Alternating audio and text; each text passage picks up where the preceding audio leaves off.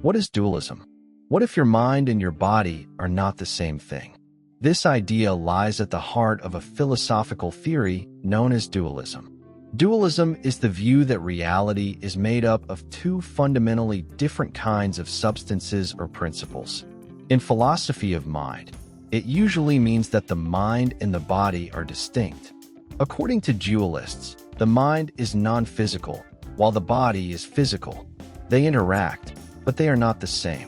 The most famous form of dualism comes from the 17th century philosopher René Descartes. His version is called substance dualism. Descartes argued that the body is made of matter and follows physical laws, while the mind is made of something entirely different, a thinking substance. This is why his philosophy is often summarized with the phrase, "I think, therefore I am." For Descartes, the act of thinking proved the existence of the mind, separate from the body. Dualism helps explain experiences that seem difficult to reduce to physical processes alone. Consciousness, free will, imagination, and personal identity are often cited as reasons why some philosophers still find dualism appealing.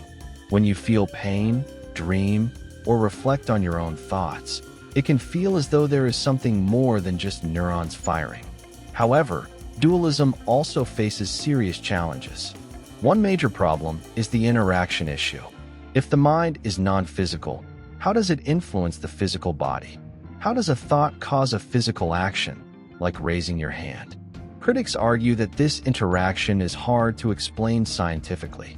Modern neuroscience has further challenged dualism by showing strong connections between brain activity and mental states.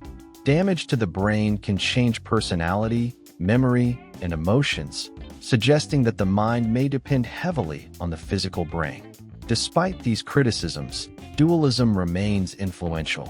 It continues to shape debates in philosophy, religion, psychology, and even artificial intelligence. The question of whether the mind is more than the brain is still open. So, is your mind a separate entity, or simply what your brain does? Dualism invites us to question the very nature of who, or what, we really are.